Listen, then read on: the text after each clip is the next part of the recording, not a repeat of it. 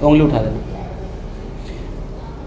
वो कहते हैं ना कि हिम्मत मत खोना, तुम्हें बहुत आगे जाना है। जिसने कहा था तेरे बस का नहीं, उनको करके दिखाना है। तो आइए, आज हमारे साथ एक सर हैं, साथ में क्या नाम है सर आपका? संजीव कुमार साहनी। संजीव साहनी। संजीव जी कहाँ के रहने वाले हैं सर आप? सर गोरखपुर के आगे जैसे कुशीनगर में ही पड़ता है बोदरवार, मैं वहाँ का हूँ। बोदरवा? जी, बोदरवार ये मार्केट है सर? टाउन है सर, छोटा सा। अच्छा, टाउन है बोदरवार टाउन। जैसे पहले जो अंग्रेज हुआ करते थे वो उनका बॉर्डर हुआ करता था। अच्छा, तो उसी को जैसे बॉर्डर वार कहा जाता था। अच्छा, हाँ, तो उसी को जी, तो उसी को बोदरवार के नाम से। अच्छा, पढ़ाई में कहाँ तक हुई है सर आपकी? सर मेरा पोस्ट ग्रेजुएट है एंड बीएड भी है। बीएड भी है सर? जी सर। एक्चुअली पढ़ाई तो मेरी 2 बार हो चुकी है। अच्छा, डबल? जी, फर्स्ट टाइम मेरा 10th 2000 में था, उसके बाद से 12th 2002 में था। तो मैं उस टाइम में मध्य प्रदेश में रहता था सर। एमपी? जी। वहाँ पे मैं रहता था, तो फिर वहाँ पे भी मतलब बहुत अच्छे परसेंटेज थे। तो मेरा एम जो था कि मैं इंजीनियरिंग करूँ। भोपाल इंजीनियरिंग कॉलेज में मैं अपना एडमिशन भी मतलब फॉर्म अप्लाई किया था, एंट्रेंस हुआ, बी के लिए मेरा सिलेक्शन भी हुआ। जैसे हम लोग 3 फ्रेंड थे, मैं था, मेरे 2 दोस्त और थे, अखिलेश और एक आशीष नाम का। तो हम तीनों एक साथ ही वहाँ अप्लाई किए, सिलेक्शन भी हुआ हम लोग का। लेकिन जैसे कहते हैं ना, किस्मत को कुछ और ही मंजूर था। तो फिर हम लोग उस टाइम गांव पे आए थे शादी के लिए। जब शादी में आए तो जैसे पटीदार कभी किसी का हित तो चाहते नहीं है। नहीं, पटीदार किसी का हित तो वो बोले कि आपका बेटा वहाँ से एमपी से पढ़ लिया, एमपी की पढ़ाई की कोई वैल्यू नहीं है, और आपका बेटा यहाँ 10th पास करके दिखाए। तो पापा हमारे पुराने ख्यालात के थोड़ा सा, वो बोले ठीक है, आपके कहने के हिसाब से मेरा बेटा यहीं रह के पढ़ेगा।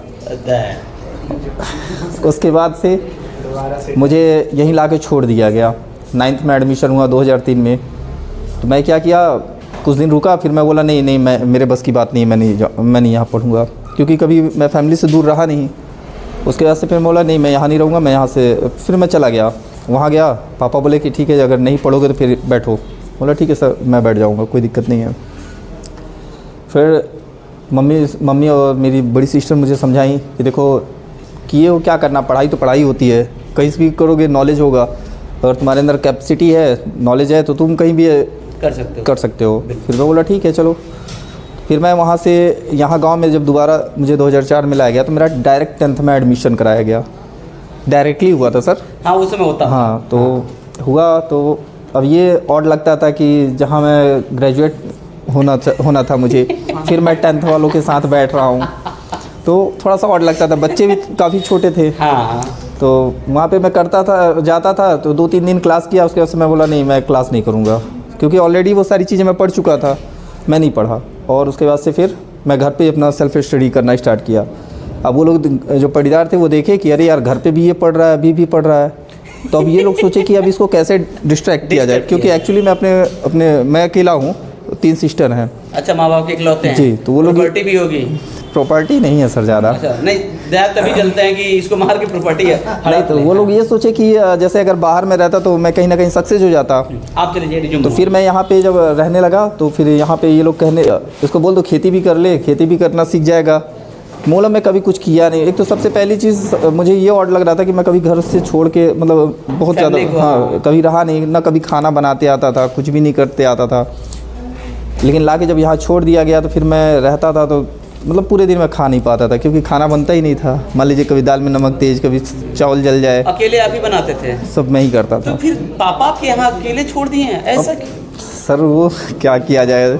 उसके बाद से मम्मी को मैं बहुत यहाँ से रोता था। मैं बोला नहीं मम्मी, मेरे बस की बात नहीं है। और पापा कहते थे कि करना है तो करो, नहीं तो फिर पढ़ाई बंद कर देंगे, हम नहीं पढ़ाएंगे। तो कई बार मन में ये आया कि चलो यार छोड़ ही देते हैं। फिर मैं सोचा नहीं यार, मैं हार नहीं मानूंगा, मैं कभी हार नहीं मानूंगा। फिर मैं यहाँ पढ़ने लगा, और मैं कभी क्लास नहीं करता था सर। मैं सेल्फ स्टडी से सब कुछ करता था। जिस कोचिंग में जाता था, तो मान लीजिए जो सर पढ़ाते थे, तो ऑलरेडी वो मैथ्स साइंस या जो भी था वो मेरा प्रिपेयर था। तो मैं अगर सर से क्रॉस क्वेश्चन करता था, तो दूसरे तीसरे दिन कहते थे नहीं, हमारे बस की बात नहीं, हम नहीं पढ़ा पाएंगे। वो डायरेक्ट ये कहते थे कि एक्चुअली मैं जानना चाहता था ना कि सर इसका मतलब क्या होता है। तो कहते थे कि नहीं मैं नहीं पढ़ा पाऊँगा, या हट के चले जाते थे। फिर भी मैं हार नहीं माना। मैं यहाँ से अपना पढ़ना स्टार्ट किया, और उस समय की एक घटना मुझे याद है। जब मैं 10th जैसे हमारे गांव में कोई भी मध्य प्रदेश से आके कभी भी पास नहीं हुआ था सर। ये भी बात है। यस, बाहर से जितने लड़के आके गांव में पढ़ रहे थे यूपी में, कभी कोई नहीं पास हुआ था। मेरे बड़े पापा के ही बच्चे थे, वो कभी नहीं पास हुए। और भी लोग वहाँ। अच्छा, ऐसा रीजन क्या होता है सर, एमपी की पढ़ाई और यहाँ की पढ़ाई? एक्चुअली पता नहीं सर, मुझे नहीं समझ में आया। लेकिन मैं तो यहाँ आया, उसके बाद से जब मैं 10th का एग्ज़ाम देने जा रहा था, तो जैसे जहाँ मेरा सेंटर गया था वहाँ 5 किलोमीटर पहले मेरी साइकिल का चेन टूट गया था। मैथ का पेपर था और साइकिल का चेन टूट गया। और मैं एग्ज़ाम में सर आधा घंटा लेट पहुँचा था। तो उससे पहले मेरे बड़े पापा जब गए थे, तो वो जैसे कहते हैं ना गांव में सोर्स लगवाना, वो सोर्स लगाने गए थे। तो वो बोले कि सर इनका थोड़ा मेरे भाई के लड़के इनको देख लीजिएगा। तो वो बोले कि ठीक है। तो जिस दिन हिंदी का पेपर था, तो अब हम लोग के वहाँ 35 क्वेश्चन आते थे, 3 घंटा मिलता था। यहाँ 10 क्वेश्चन थे, तो मैं मैक्सिमम 1 घंटे में करके बैठ गया। तो वो बोले कि आए देखे कर लिए बेटा? मतलब यस सर कर लिए। मतलब चेक कर लीजिए। मतलब बिल्कुल सर, मैं रिवाइज़ भी कर लिया, पूरा चेक कर लिया। कह रहे 1 ही घंटे में? बोले यस सर। उसके बाद से कुछ नहीं बोले, चले गए। तो जब मैथ का पेपर था, तो ये मेरा सोर्स लगाने आए थे कि चेक नकल करा दीजिएगा। मैथ में अक्सर लड़के फेल हो जाते थे। तो जब मैं सॉरी 2004 की घटना है जी, सॉरी, जब मैं मैथ का पेपर देने जा रहा था, तो उस टाइम मेरा वही जब साइकिल का चैन टूट गया, तो मुझे कुछ समझ नहीं आ रहा था, क्योंकि मैं गांव में किसी को जानता नहीं था, उधर भी किसी को। हाँ। तो मैं कई बार हाथ दिया, लेकिन कोई रोका नहीं। तो मेरे दिमाग में बस एक ही बात आ रही थी कि पापा मुझसे कहते कि देखना बेटा, मेरी इज्जत की बात है और इज्जत डूबे ना। तो मैं बोला ठीक है, चलिए मैं अपनी तरफ से पूरी कोशिश करूँगा। तो जब नहीं कोई मिला, तो मैं वैसे रोते हुए पैदल ही साइकिल लेके गया। और वहाँ पहुँचा तो गेट पे मुझे एंट्री नहीं मिल रही थी। वो लोग बोले कि नहीं हम एंट्री नहीं देंगे। तो मैं बोला जो रनिंग गार्ड में सर हैं उनको बुला दीजिए, मुझे उनसे बात करनी है। जब वो आया तो बोले अरे यार तुम अभी तक यहाँ? बोला सर एक्चुअली देखिए पूरा हाथ में वो लगा है और चैन टूट गया था, इसकी वजह से लेट हो गया हूँ। तो वो बोले कि चलो इसके लिए 1 घंटा काफ़ी है। फिर वो मुझे भेजे। तो पहले तो मैं जब एग्ज़ाम में बैठा सर, तो मेरा माइंड काम नहीं कर रहा था। फिर उसके बाद से किसी तरह से करके मैं 22 नंबर 50 नंबर का क्वेश्चन होता था, तो उसमें 22 नंबर मेरा फर्स्ट पेपर में आया। और वही चीज़ जब मैं घर आया, तो मेरे यहाँ एक चाचा है, तो उनका जैसे वो एमटेक टॉपर थे, तो उनका इस समय वो एशियन हुए हैं सिंचाई विभाग में। अच्छा। तो वो आया, तो सबसे पहले गांव में किसी से नहीं पूछे, मुझसे ही पूछे। जैसे वो उनको ये लगा कि मैं वैसे हूँ, तो डायरेक्ट मुझे बुलाया, बोलते हैं कि संजू इधर आओ। बोला हाँ चाचा बताइए। क्या क्वेश्चन पेपर ले आओ। क्वेश्चन पेपर लाया, उसके बाद से बोले सॉल्व करो। तो मैं सॉल्व किया, तो मतलब 48 नंबर मेरा आया। बोले तुम्हें कोई नहीं रोक सकता, ये 48 नंबर तुम्हें मिलेगा। बोला नहीं सर, नहीं चाचा ऐसा नहीं है। बोले क्यों? बोला इसलिए कि मेरा ऐसा मेरे साथ घटना घटी थी, और जिसकी वजह से मैं आधे घंटे लेट पहुंचा। मेरा माइंड एकदम पूरा ब्लैंक हो गया था, कुछ समझ में नहीं आ रहा था। तो बोले कि ठीक है, और कितना किए हो? तो बोला ये क्वेश्चन मैं किया हूँ। तो बोले चलो 22 नंबर तुम्हारा कोई नहीं काट पाएगा। तो मैथ ऐसा सब्जेक्ट होता है कि अगर आपने सॉलिड किया तो उसमें कोई भी नंबर आपका कटने का चांस नहीं कटती है। तो उसमें मुझे उतना मिला। फिर मैं 10th पास हो गया। अब आए 12th की बारी, तो पापा, मैं बोला कि मैं मैथ से करूँगा। पापा बोले कि नहीं मैथ से नहीं करना है। फिर गाँव वाले जैसे उनके बच्चे मैथ से 12th किए थे, तो वो बोले कि नहीं मैथ से नहीं करना है। मैं बोला कि क्यों नहीं करना है? मैं ऑलरेडी वहाँ मैथ से था और यहाँ पे मुझे मैथ से करने नहीं है। उसके बाद से फिर मैं बोला कि नहीं मैं मैथ से ही करूँगा। तो फिर वो गांव वाले बोले कि चलो ठीक है, अब इससे बढ़िया है आर्ट साइंस करा दो, तो आपका बच्चा पढ़ने में ठीक है, तो उसका सिलेक्शन हो जाएगा। सब लोग इंतज़ार कर रहे थे कि मैं कब फेल हूँ। सब सही बात है, इस चीज़ को समझ नहीं पा रहे थे। उसके बाद से फिर आर्ट साइंस पढ़ाने के लिए, फिर एग्रीकल्चर पढ़वाने के लिए मैं बोला मैं कुछ लड़का था वो आर्ट साइंस। अब फाइनली डिसीजन यही है कि मुझे नहीं पढ़ना है। तो फिर पापा को पता नहीं क्या हुआ, तो फिर बोले कि चलो अच्छा ठीक है बायो लेके पढ़ लो। बायो लेके पढ़ा। मैथ में जो तेज था उससे बायो पढ़वा। हाँ। तो फिर उसके बाद से फिर मैं भी एक सस्तानंद इंटर कॉलेज था, क्रिश्चियन स्कूल था, लेकिन मैं कभी क्लास करने नहीं जाता था। तो वहाँ मेरा नाम रखे थे ईद का चांद। एक्चुअली कभी क्लास नहीं किया। तो जो फिजिक्स का क्वेश्चन था, तो सर बोलते थे कि तुम फिजिक्स केमिस्ट्री को आसान समझते हो? बोला नहीं सर ऐसी कोई बात नहीं है। तो बोलते फिर क्लास क्यों नहीं करते हो? बोला सर प्रॉब्लम है। तो क्या प्रॉब्लम है? बोला सर घर पे अकेला हूँ, सब कुछ मुझे ही करना है, खेती बाड़ी से लेकर सब कुछ करना, तो टाइम नहीं मिल पा रहा है। बोले कि बिना पढ़े कैसे पास होगे? बोला सर देखते हैं, कोशिश कर रहे हैं। लेकिन जब क्वार्टरली एग्ज़ाम हुआ था, क्वार्टरली एग्ज़ाम में 70 नंबर में 75 में 65 नंबर मेरा आया था। मैथ और बायो ग्रुप में सबसे टॉप पे। तो वो बोले कि अरे यार ये कौन बंदा है जो मतलब इतना नंबर लाया है? तो सब बच्चे बताए कि सर वही ईद का चांद है। तो उसके बाद से फिर वहाँ पे मेरा वो हुआ। उसके बाद से फिर मैं ग्रेजुएशन किया। अब ग्रेजुएशन में भी मेरे पास प्रॉब्लम आ गई, क्योंकि गोरखपुर यूनिवर्सिटी में मेरा फर्स्ट लिस्ट में ही नाम निकला था, टॉप 10 में 61 नंबर था, 161। तो वो उसमें भी वो लोग नहीं करने दिए। पापा बोले नहीं इसमें नहीं करना, आपको BCA करना है। वहाँ से भी मेरा लाइन चेंज हो गया। अब मैं फिर BCA करने गया, उसको किया। तो उसके बाद ये हुआ कि कंप्यूटर का स्कोप है ज़्यादा, लेकिन बाद में पता चला कि जो शॉर्ट टर्म में जो करके निकले वो लोग को जॉब मिल गई। अब हम 3 साल बैठ के कुछ नहीं कर पाए। फिर ये हुआ मैं क्या करूँ, फिर मैं चला गया इंदौर में गया, कॉल सेंटर में जॉब किया। मैं सोचा चलो वहीं से अपना MCA की आगे की पढ़ाई करूँगा, लेकिन नहीं समझ में आया। फिर वहाँ से भी मैं चला आया। आने के बाद आया, तब तक B.Ed का फॉर्म पढ़ रहा था। तो सब लोग बोले नहीं ज़बरदस्ती कि B.Ed कर लो, B.Ed कर लो, B.Ed कर लो। फिर मैं B.Ed कर लिया। ये कोई ज़बरदस्ती सब पढ़वाते हैं? वही हुआ सर मेरे साथ। तो ज़बरदस्ती मुझे B.Ed कराया गया, मैं B.Ed कर लिया। बोला चलो ठीक है भाई B.Ed। खलीलाबाद से मेरा B.Ed हुआ।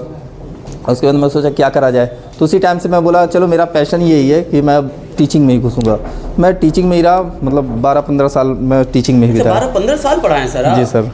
टीचिंग में? जी सर 15 साल ये टीचिंग, जी। फिर ऑटोमेटिक ये शिफ्ट आपको आजमगढ़ में एम्बिशन के बारे में कैसे मालूम चला? मेरा एक फ्रेंड है, जैसे मैं सर अभी जल्दी में ही मैं विदेश के लिए ही पासपोर्ट वासपोर्ट बनवाया। मैं सोचा विदेश जाऊंगा। मेरा एक फ्रेंड था वो विदेश से आया, वो भी वेल क्वालिफाइड है। तो वो इस समय मुझसे ज़्यादा अच्छी सैलरी पोस्ट पे है, मतलब सैलरी भी उसकी अच्छी, फोरमैन है। तो वही बोला कि यार जब मैं कर सकता हूँ तो तू क्यों नहीं कर सकता है, तू भी बनवा। चल छोड़िए, स्कूल में ग्रोथ नहीं है, चला जाए।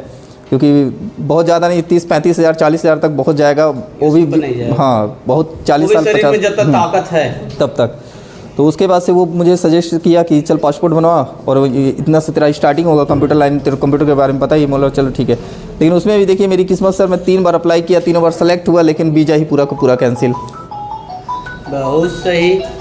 उसके बाद से फिर मैं बोला कि यार क्या किया जाए। पनौती हमेशा आपसे आगे पहुंच जा रही है? मेरे से पहले पहुंच जा रही थी।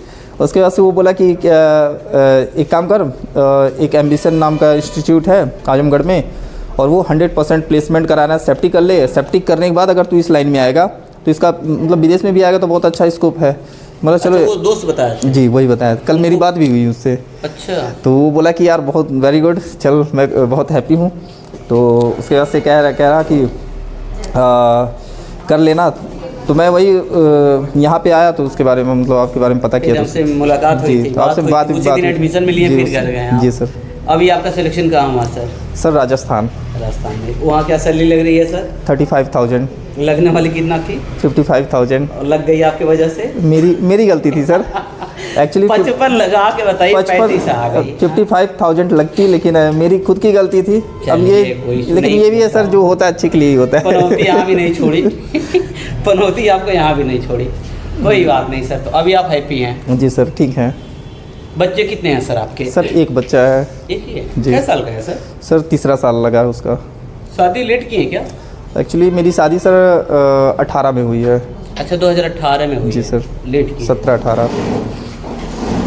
चलिए, जब आप सर कर सकते हैं इस उम्र में आके, तो अभी तो ये सब छोटे छोटे बच्चे हैं, ये तो सब कर नहीं सकते। जी सर। तो देखिए हम आप लोग से यही कहना चाहेंगे, जितने भी हमारे स्टूडेंट हैं, कि जब हम लोग की उम्र के, ये हमारे उम्र के होंगे, बहुत होंगे 2-4 साल छोटे होंगे, अगर ये कर सकते इस उम्र में, तो जो हाई स्कूल इंटर BSc वाले वो क्यों नहीं कर सकते? अच्छा लगा सर आपसे बातें करके, कम से कम याद रहेंगे आप जी। और हमारी शुभकामनाएं आपके साथ हैं। वैसे तो हम हमेशा बच्चों के लिए तैयार रहते हैं, किसी को कहीं भी दिक्कत हो हम हमेशा रेडी रहते हैं जी। जय हिंद, जय भारत।